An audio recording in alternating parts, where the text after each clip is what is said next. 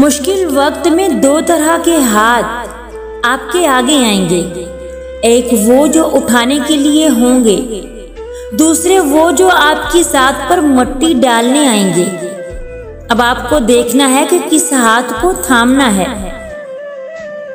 तुम अपनी हजारों गलतियों के बावजूद खुद से मोहब्बत करते हो, लेकिन दूसरे की एक गलती पर ही उससे नफरत क्यों करने लग जाते हो?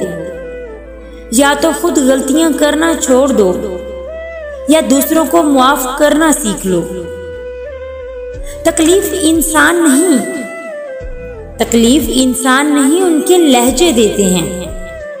कभी कभी इंसान के अल्फाज जिंदा इंसान को दरगोर कर देते हैं।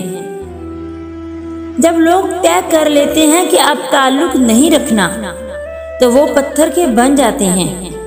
पत्थर के सामने जितना भी रो लो, गिड़गिड़ा लो, मुआफिया मांग लो, वो कहाँ सुनता है। ये तो रब्बे कायनात की सिफ्त है कि जितने मर्जी गुनाह कर लो, लेकिन आजिज़ी के साथ एक आंसू बहा लो, तो रब्बे कायनात की रहमत अपनी आगोश मोहब्बत में ले लेती है।